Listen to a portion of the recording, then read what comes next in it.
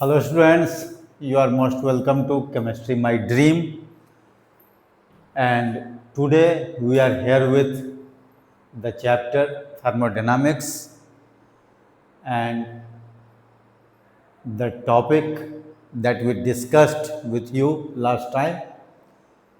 These are thermodynamic terms and their explanation.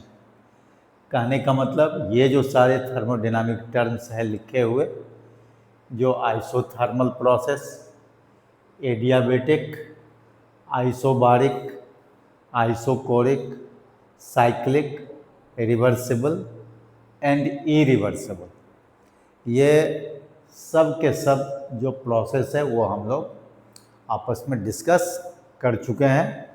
और हमने आपको पहले भी बताया होगा कि this thermodynamics is totally based on human experience. तो ये सब कुछ जो है हम लोग अपने डे टू डे लाइफ में ऑब्जर्व करेंगे, ठीक है। और आज का जो हमारा टॉपिक होगा वो होगा स्टेट वेरिएबल्स और स्टेट फंक्शन। तो इसको जो है हम इरेज करते हैं और फिर जो आज का टॉपिक हमारा होगा वो होगा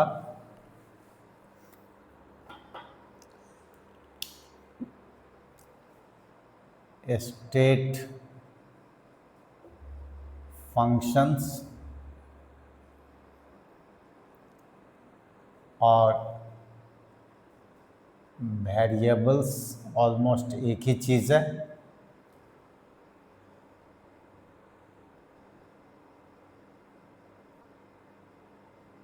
एंड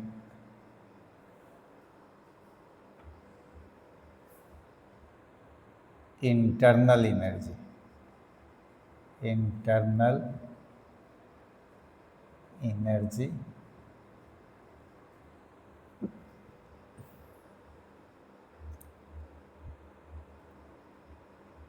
ओके।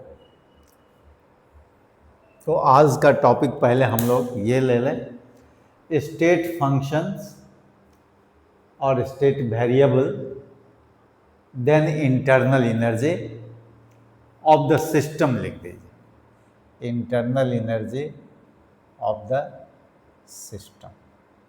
इस पर हम लोग बात करेंगे, ठीक है। इसके बाद अभी टॉपिक काफ़ी है। तो ये स्टेट फंक्शंस क्या होता है? स्टेट फंक्शन के लिए आप जानते हैं कि the thermodynamic parameters which depend on change in state of the system. Whenever we talk of change in state of the system, तो कहने का मतलब वो होता है क्या कि जैसे सॉलिड से लिक्विड हो गया, लिक्विड से गैस हो गया, तो this is also a change in state of the system. तो जब भी वो स्टेट में कोई चेंज होगा तो वो जो पैरामीटर्स है वो भी क्या होगा, चेंज करेगा।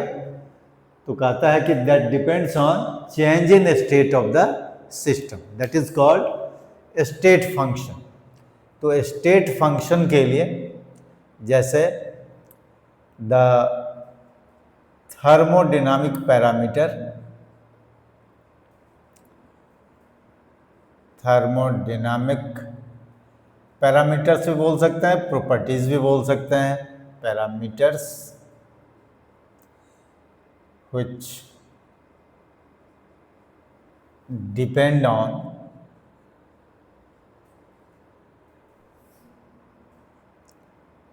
change in state of the system, change in state of the system, okay,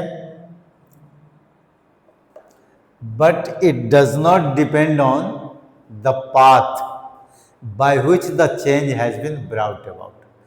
मतलब किस पाथ से वो चेंज होकर के आया उस पर वो डिपेंड नहीं करता है, पाथ पर डिपेंड नहीं करता है। किस पर डिपेंड करेगा?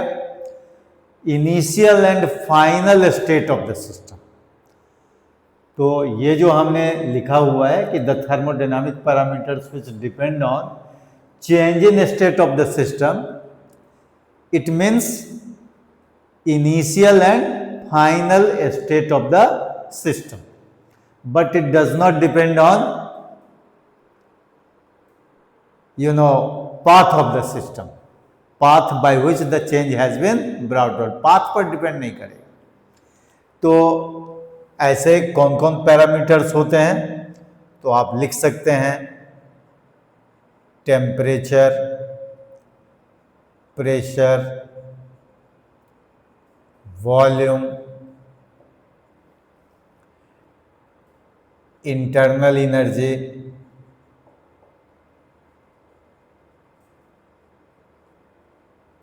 Enthalpy,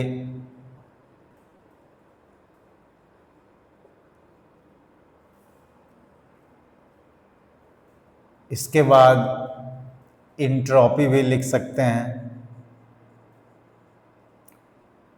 gives free energy, gives free energy etcetera. ये जितने भी पैरामीटर्स हैं they all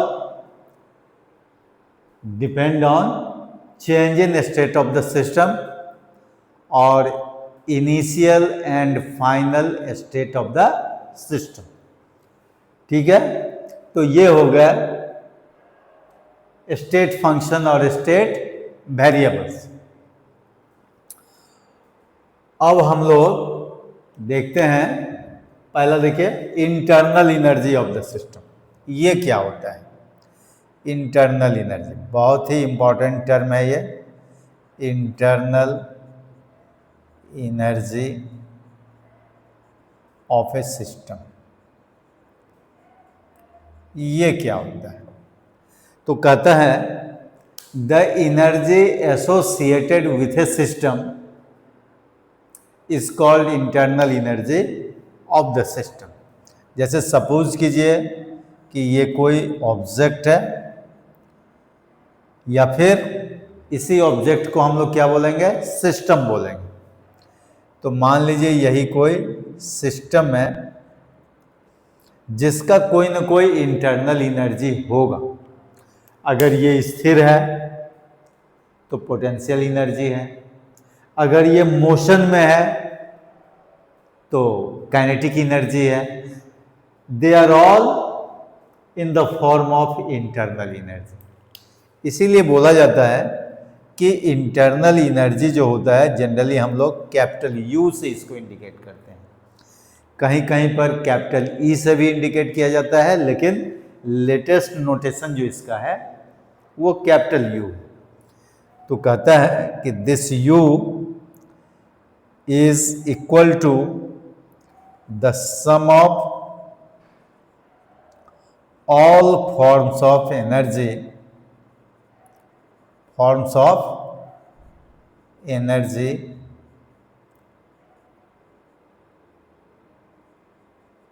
in the body और system.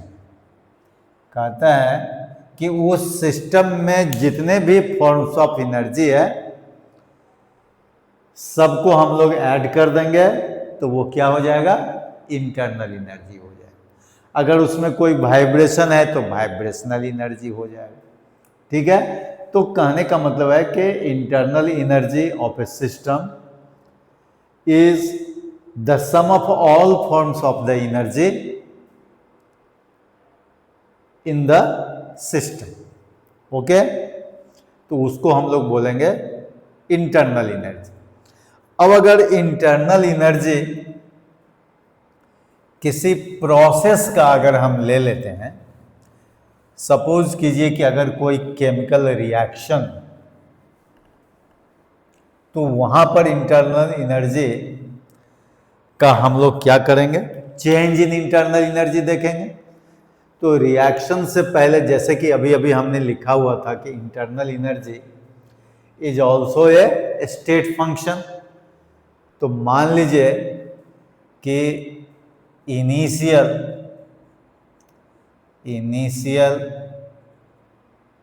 Internal energy of a system हम लोग क्या ले सकते हैं, U1 ले सकते हैं, and final internal energy of the system after making a change in the state of the system, that is U2 मान लेते हैं। ठीक है, देयरफॉर चेंज इन इंटरनल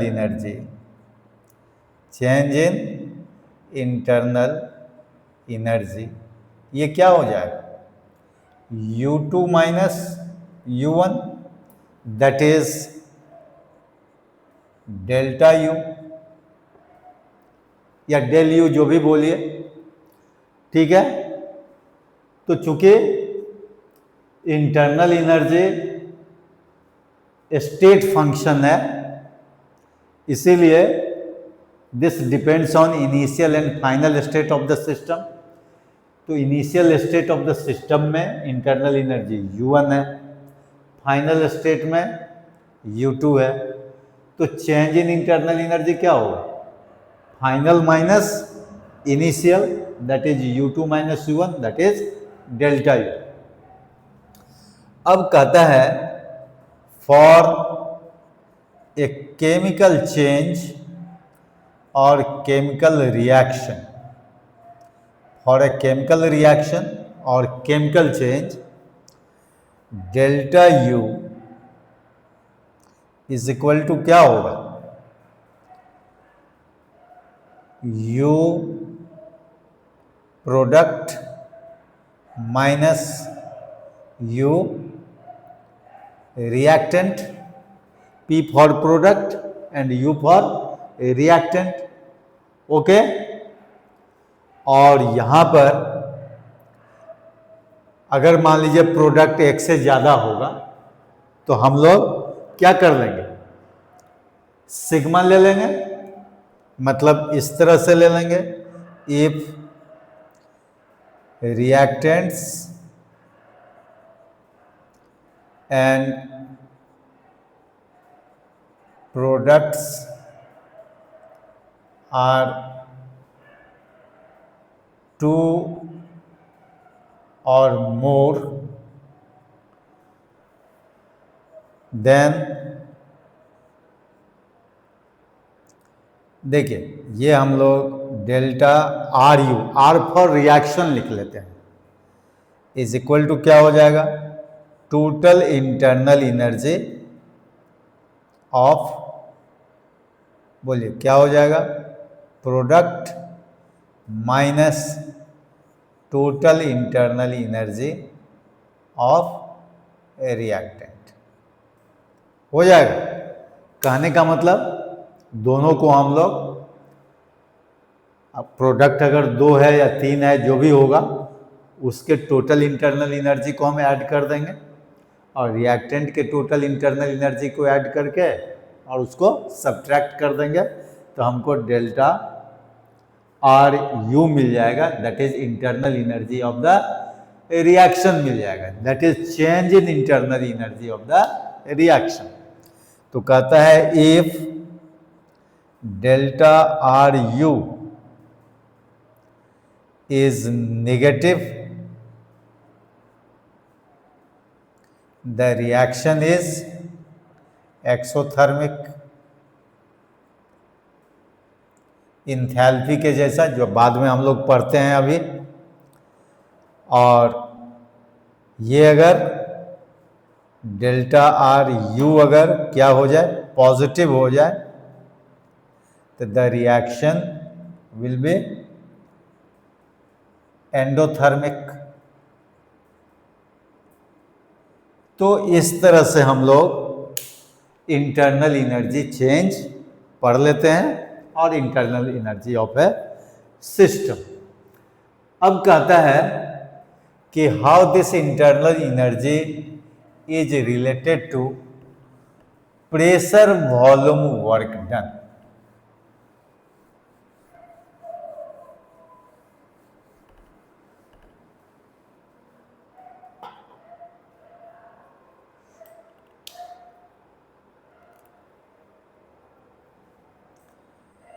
तो वो हम लोग देखेंगे।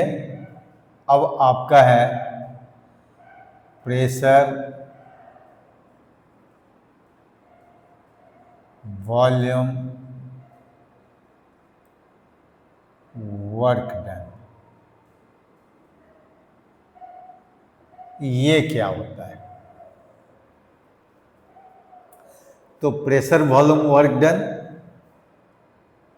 देखिए प्रेशर वॉल्यूम वर्क डन क्या होता है।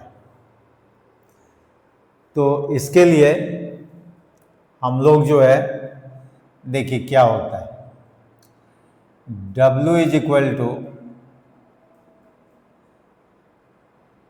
F इंटू S होता है।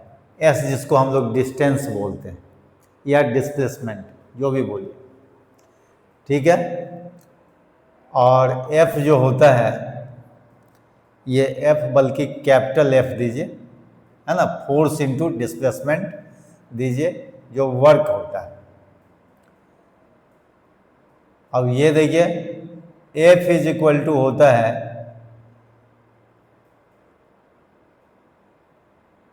फोर्स पर यूनिट एरिया को हम लोग क्या बोलते हैं? प्रेशर बोलते हैं। तो P इंटू ए लिखते हैं इंटू S लिखते हैं। S भी लिख सकते हैं, D भी लिख सकते हैं, ठीक है। तो यहां हम लोग को लिखना पड़ेगा कि where F is equal to force and S जो है ये होगा डिस्टेंस, ठीक है। तो यहां पर जो है हम लोग एक हम लोग देखिए गैस जार जो है कंसीडर करते हैं। This is fitted with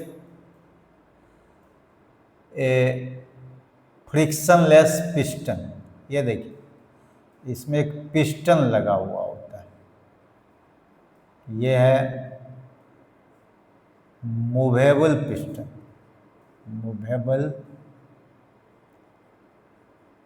piston, ठीक है। और इसमें कोई भी हम लोग सिलेंडर में या जार में, गैस जार में गैस ले लेते हैं। ये कोई गैस जार है, देखिए, ठीक है। तो कहता है कि when F force is applied by the system on the gas,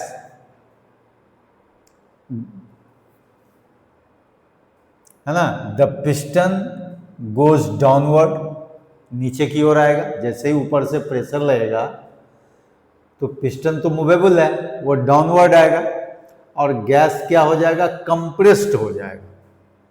यहां देखिए पिस्टन का जो पोजीशन होगा वो ये पोजीशन पिस्टन का होगा, ठीक है।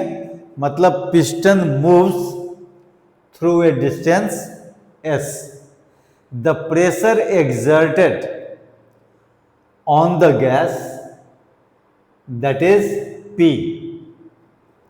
तो P equal to F by A होता है। तो F इक्वल टू क्या हो जाएगा?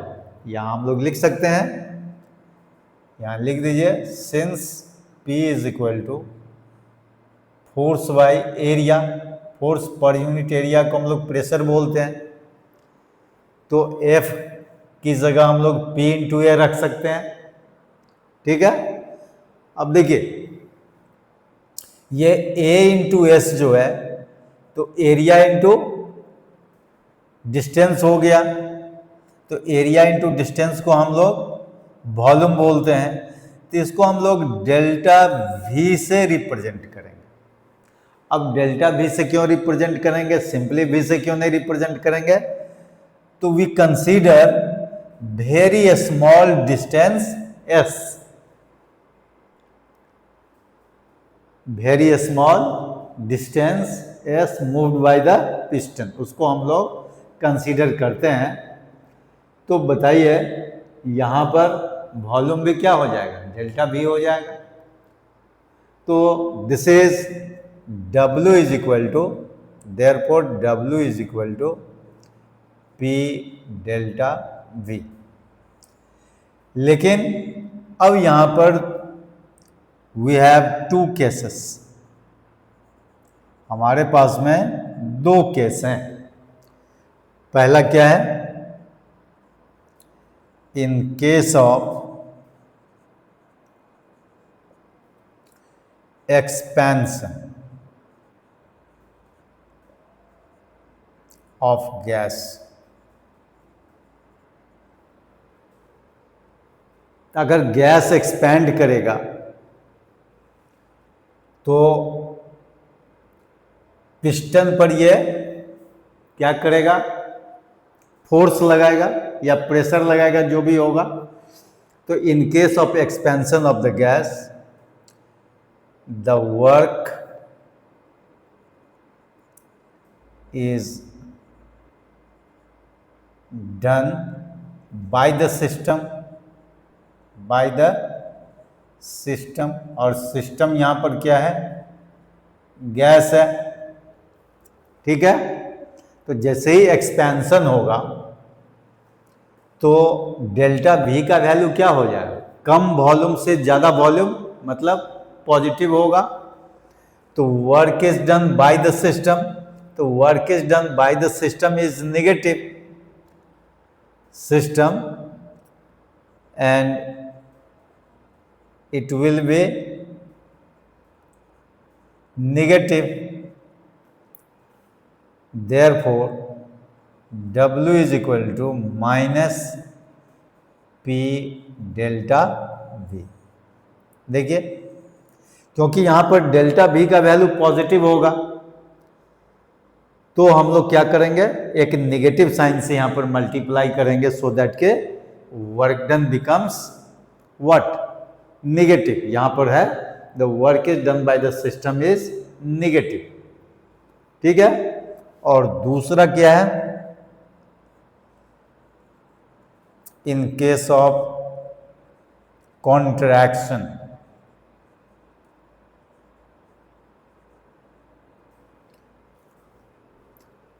तो क्या हो जाएगा, the work is done on the system, कहने का मतलब पिस्टन जो है वो गैस पर वर्क करेगा, एंड इट विल बी क्या होना चाहिए, पॉजिटिव होना चाहिए। तो वहां पर क्या हो जाएगा, W is equal to P delta. तो ये दोनों ही फॉर्मूला जो है प्रेशर वॉल्यूम वर्क डन के लिए हम लोग यूज करेंगे, न्यूमेरिकल बनाने के लिए भी, ठीक है। तो ये हो गया आपका प्रेशर वॉल्यूम वर्क डन। अब इसमें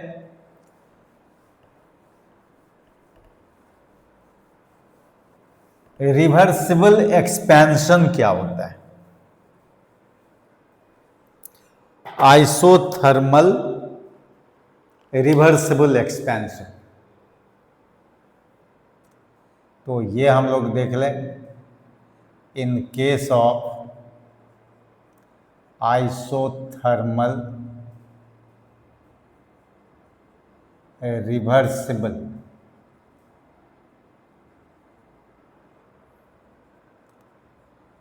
एक्सपेंशन ऑफ द गैस, देखिए हमारे पास में एक फॉर्मूला होगा, वर्क डन का, तो W इज इक्वल टू क्या हो जाएगा, -2.303 nRT log V2/V1, एक ये होगा, और दूसरा होगा इसी में -2.303 nRT log P1/P2। तो ये क्यों, यहाँ पर हम लोग लिख देंगे, since V is inversely proportional to P at constant temperature. In isothermal process, you know, temperature is constant. At constant temperature, और वो किस लॉ से, बॉयल्स लॉ, यहाँ पर हम लोग लिख देंगे बॉयल्स लॉ, जो स्टेट्स ऑफ मैटर में मिलेगा। 11 के लिए ये चैप्टर डिलीटेड है, लेकिन फिर भी उसका कुछ न कुछ पार्ट तो हम लोग को यूज करना ही पड़ेगा। तो ये हो गया आपका in case of isothermal reversible expansion of the gas, work done is given by -2.303 nRT log V2/V1, and in the form of pressure -2.303 nRT log P1/P2, because V is inversely proportional to P, is it? तो इसको apply करके भी हम लोग numerical बना सकते हैं। इसके बाद हम लोगों का आ जाता है इंथैल्पी, और ये इंथैल्पी क्या होता है, जिसको हम लोग H से इंडिकेट करते हैं। Enthalpy is indicated by H, और यहाँ पर हम लोग क्या करते हैं कि H is defined as U plus PV. That means enthalpy is the sum of internal energy of the system and pressure volume work done. So just we have proved that pressure volume work done is given by P delta V. तो आप जो है इसको इस तरह से लिख सकते हैं, since enthalpy is another state function, it also depends on initial and final state of the system. तो यहाँ पर हम लोग क्या लिख लेंगे, H1 is equal to U1 plus PV1 at constant temperature and pressure। लीजिए यहाँ हम लोग टेम्परेचर के साथ साथ प्रेशर भी कांस्टेंट कर दें, ये इनिशियल स्टेट में, और ये आप लिख सकते हैं in initial state and in final state it is H2 is equal to U2 plus PV2। ठीक है, तो ये इक्वेशन 1 ले लीजिए, ये इक्वेशन 2 होगा। ठीक है, therefore H2 minus H1 is equal to U2 minus U1 plus PV2 minus V1, and this will be delta H is equal to delta U plus P delta V. Okay, so this is a relation between change in enthalpy internal energy and pressure volume work done. Okay, so this is how we define enthalpy of a system. तो enthalpy क्या है? ये एक another जो है enthalpy is an another state function, so it also depends on initial and final state of the system. तो initially हम लोग इसको H1 equal to U1 plus PV1 और H2 equal to U2 plus PV2 finally हम लोग लिख सकते हैं। फिर हम लोग को क्या मिलेगा? Delta H equal to delta U plus P delta V। तो यहाँ भी किसी प्रोसेस के लिए हम यहाँ पर लिख देते हैं कि if for a process or reaction delta H is positive, the reaction is endothermic. If delta H is negative, then exothermic. तो यहाँ भी चेंज इन इंथैल्पी से हम लोग देख लेंगे कि उसका वैल्यू अगर पॉजिटिव आता है तो एंडोथर्मिक होगा और नेगेटिव आता है तो एक्सोथर्मिक हो जाएगा। ठीक है, तो ये जो है डेल्टा H जो है ये कहता है कि change in enthalpy can also be written as delta U plus delta NGRT। ये देखिए, ये कहाँ से मिलेगा? जब हम लोग P डेल्टा V को ये PV इक्वल टू NRT जो आइडियल गैस का इक्वेशन है उससे अगर कोरिलेट कर देंगे तो हमको ये मिल जाएगा।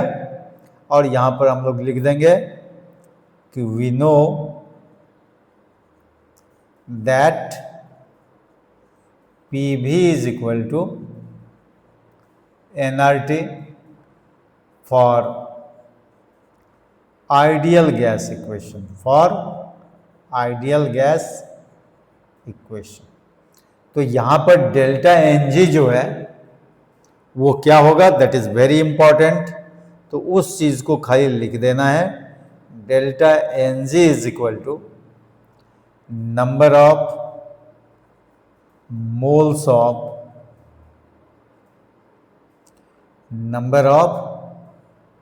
इसको इधर रख लीजिए, number of moles of gaseous product minus number of moles of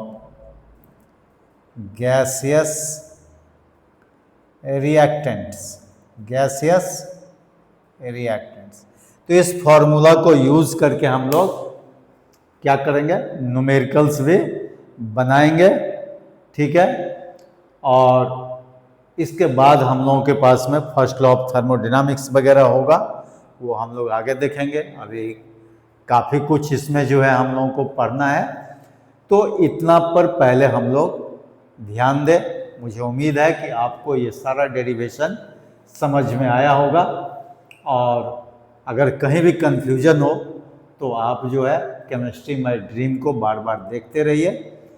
ये आप ही लोगों के प्रॉब्लम को दूर करने के लिए स्पेशली बनाया गया है, और मेरा भी ये रेजोल्यूशन है, मैंने संकल्प लिया है आप लोगों के लिए कि आपको 11-12 के लिए कोई प्रॉब्लम हम होने नहीं देंगे, क्योंकि मेरा जो अधिक से अधिक टाइम अब जो जाएगा आप ही लोगों के हेल्प के लिए जाएगा, और ख़ास करके आपका जो ड्रीम होगा वो केमिस्ट्री माय ड्रीम के थ्रू जो है पूरा होगा ही, ये मुझे काफ़ी उम्मीद है। Okay, thank you.